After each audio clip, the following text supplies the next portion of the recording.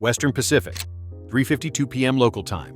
A U.S. Navy carrier is conducting routine operations in international waters. The flight deck hums, radar plots are clean. Then 18 Chinese warships close in, matching speed and tightening their net. This is not ordinary shadowing. It is deliberate pressure, the kind seen in tense standoffs in the Persian Gulf. Yet, when the U.S. strike group initiates its response, what happens next not only upends Beijing's assumptions, but reframes the entire confrontation. How did a simple patrol tip the balance of power at sea? At 3:53 p.m., the first radar contacts register on the Aegis SPI-6 consoles aboard the lead escort. Within seconds, surface tracks multiply. The Combat Information Center logs each return, identifying hull shapes and movement patterns across the digital sea. The initial picture is scattered, with dozens of raw contacts. Some hug the horizon, others weave in and out of radar shadow. The E-2D Advanced Hawkeye is already airborne on patrol. It sweeps its APY-9 radar in broad arcs, feeding over the horizon detections back to the carrier strike group. Its crew monitors the evolving surface plot, cross-referencing signatures and velocities. At T+6 minutes, the E-2D data links with the ships below through cooperative engagement capability and Link 16. This high-speed network fuses every sensor finding into a single real-time operating picture. Each ship in the formation, destroyers, cruisers, and the carrier itself, receives the same correlated track data. The system eliminates duplicate returns and clarifies ambiguous contacts.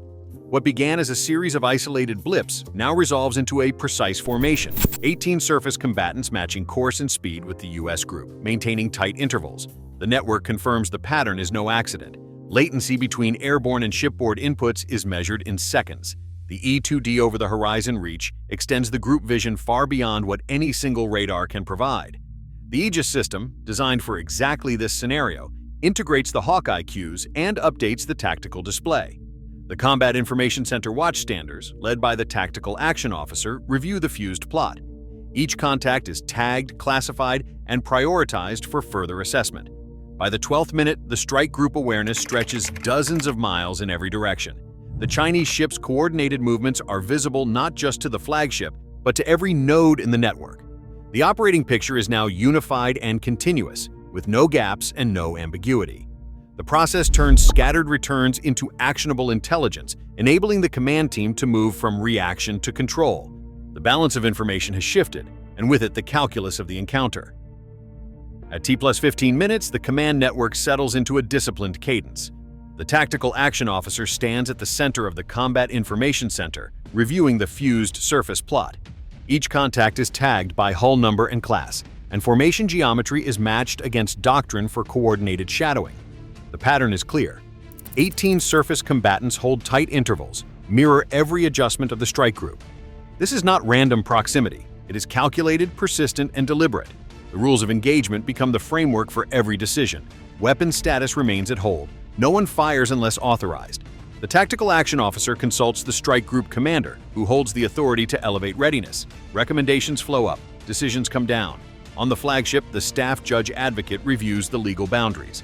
Any change in weapon status, even to weapons tight, requires confirmation that observed intent meets the threshold for escalation. The assessment rests on doctrine informed by incidents in the Persian Gulf and the South China Sea.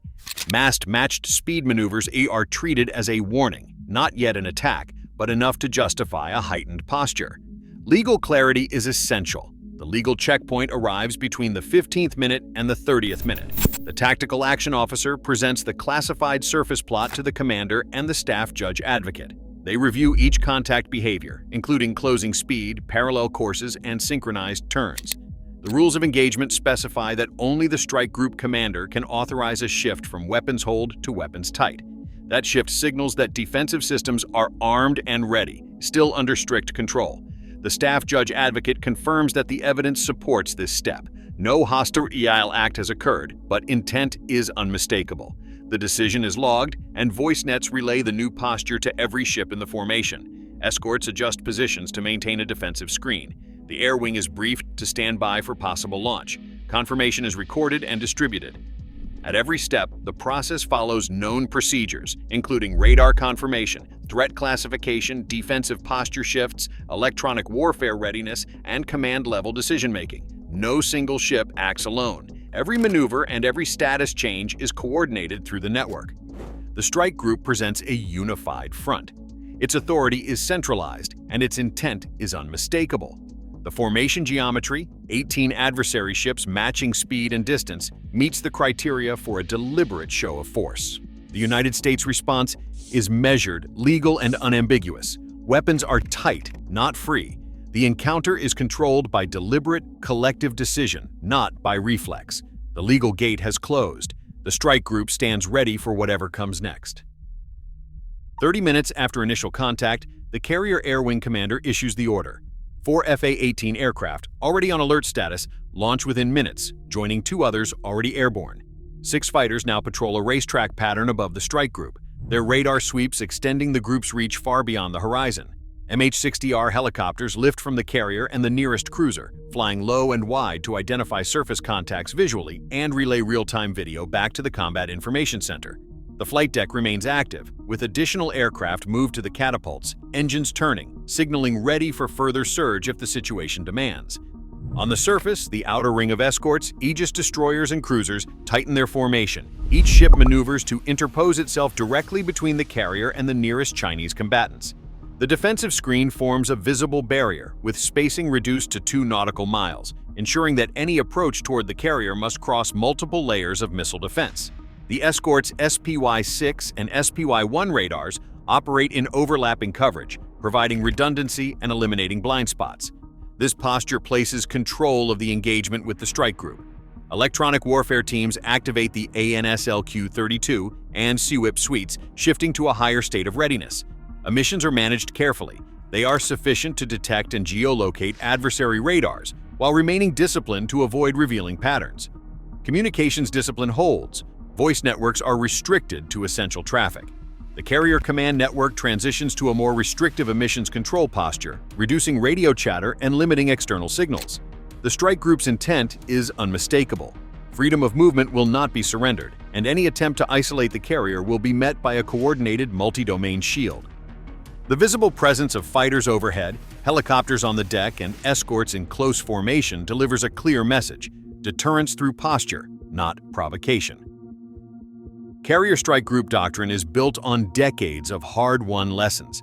Each step in the current encounter reflects patterns shaped by real incidents, where escalation was never theoretical. In 1987, the USS Stark was struck by 2 Exocet missiles from an Iraqi jet. 37 sailors died. Investigations found that delayed threat recognition and hesitation to classify the contact as hostile left the ship exposed. That event drove the Navy to overhaul radar vigilance and automate threat classification, embedding constant sensor fusion into every modern escort's watch routine. A year later, Operation Praying Mantis unfolded after the USS Samuel B. Roberts hit an Iranian mine. The United States responded with calculated force, but only after multiple layers of sensor confirmation and legal review. The doctrine that emerged required positive identification and centralized command approval before any use of force. This framework still governs every carrier group's escalation ladder. In 2016, IRGC fast attack boats swarmed U.S. destroyers in the Strait of Hormuz, matching speed and closing to within a few hundred yards. The response was measured. Helicopters launched for visual identification, electronic jammers disrupted boat communications, and destroyers shifted posture without firing. The lesson is clear: massed, coordinated movement is treated as deliberate intent, but non-kinetic tools resolve most standoffs. The USS Vincennes incident in 1988, where an Iranian airliner was misidentified and shot down, led to a new mandate for multi-sensor fusion and legal oversight. Every contact now passes through a chain of classification, verification, and command review before posture changes.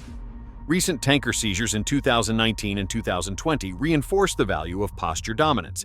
Visible air patrols, electronic silence, and escort maneuvers deterred further escalation. Across these cases, the doctrine is clear: information control, command discipline, and non-kinetic signaling prevent crisis.